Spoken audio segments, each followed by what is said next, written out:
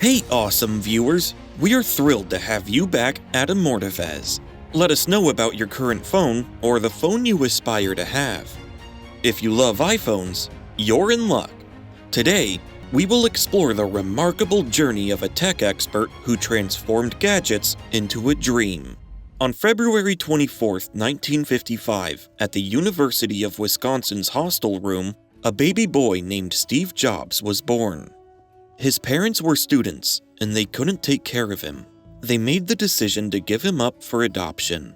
A couple from Mountain View, California, Paul and Clara Jobs, decided to adopt him. Paul was a machinist, and Clara was an accountant. They provided him with a loving and stable home. He loved playing with electronic stuff from a young age. Little Steve, with his messy hair and intense look, spent a lot of time in his dad's workshop playing with gadgets. Back then, no one knew these playful experiments would lead to something huge. Steve Jobs, a young innovator, proactively sought advice from HP co-founder Bill Hewlett for a school project, demonstrating remarkable initiative. He found Hewlett's phone number in the phone book and called him. Remarkably, Hewlett answered, and not only did he guide the project, but he also offered Jobs a summer job at the HP factory in Palo Alto. Steve Jobs enrolled in college at the age of 14.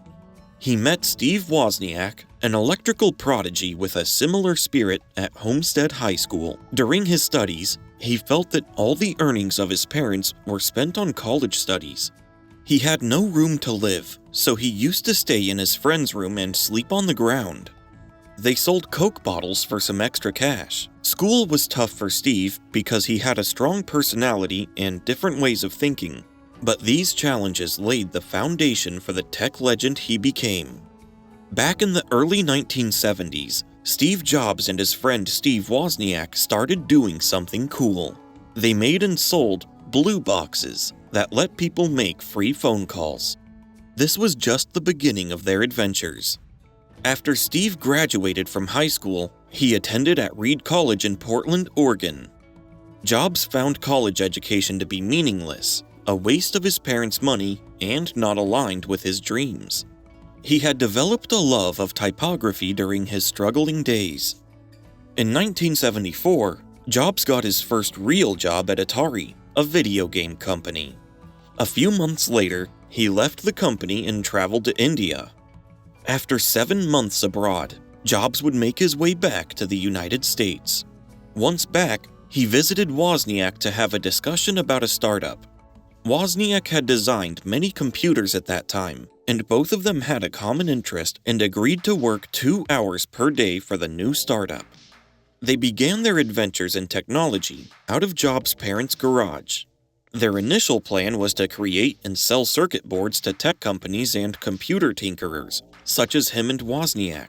But then they came up with the idea to create a personal computer. So, they sold a few of their possessions to fund their project and launched their company, which they named Apple, in 1976. Their first product was Apple I, which was just a circuit board. Jobs' garage became their location where they made and sold Apple I computers.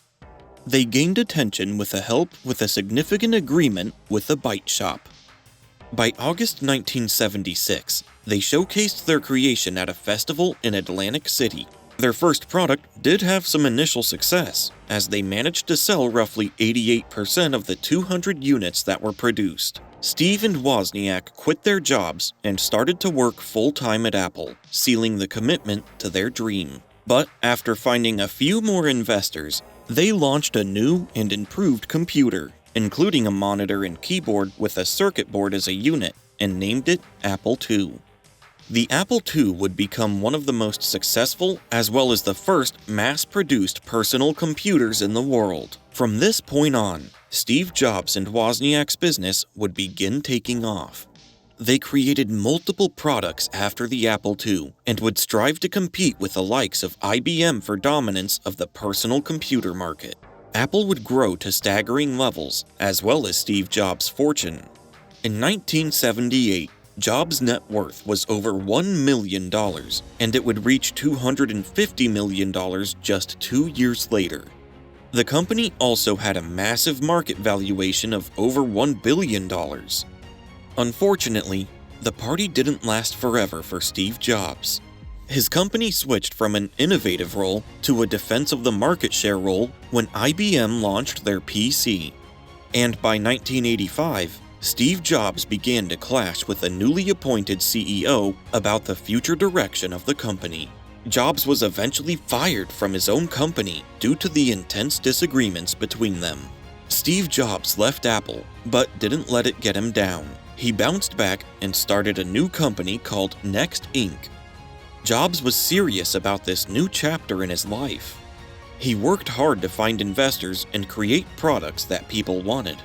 He also invested a lot in an animation studio called Pixar. Jobs always stuck to his big vision of changing the world through technology. Next became successful, and eventually, Apple decided to buy them in 1997. Jobs returned to Apple as an advisor, and soon became the CEO again, leading the company to new heights. Once Jobs was back in the driver's seat of Apple, he played a crucial role in turning the company's fortunes around. Before, under different CEOs, Apple had been losing money and market shares for many years. Jobs changed things drastically by introducing innovative products, starting with the iMac. He restructured Apple by increasing research and development investments and giving it a modern and hip image. His strategies were so successful that Apple quickly transformed from a struggling company to a trailblazer. Jobs moved Apple towards becoming a digital convergence company after the iMac with the release of the iPod, iTunes, Apple TV, and the iPhone. Despite his professional successes, he faced setbacks in his personal life, one of which was battling pancreatic cancer. Jobs' health struggles became public knowledge in 2004 when he announced his diagnosis. Despite his illness, he continued to innovate and lead Apple. After surviving a battle with pancreatic cancer, Jobs returned to Apple and spearheaded the development of iconic products that transformed the tech landscape. In 2007, Apple launched the revolutionary iPhone, redefining the smartphone industry. Subsequent years witnessed the introduction of other groundbreaking devices like the iPad, MacBook Air, and the Apple Watch. Under Jobs' leadership, Apple also revamped its software with the launch of iOS and macOS, providing seamless integration across devices. The App Store, introduced in 2008, became a massive platform for developers and further solidified Apple's dominance. But sadly, on October 5, 2011, the world lost this tech pioneer. Jobs' death was a significant loss to the technology industry, but his legacy lives on through the revolutionary products he introduced and the enduring impact of his visionary leadership. Despite his absence, the company has continued to innovate, introducing new iPhone models, iPads, MacBooks, and services like Apple Music and Apple TV+. The rise of Apple's market value made it one of the most valuable and influential tech companies worldwide.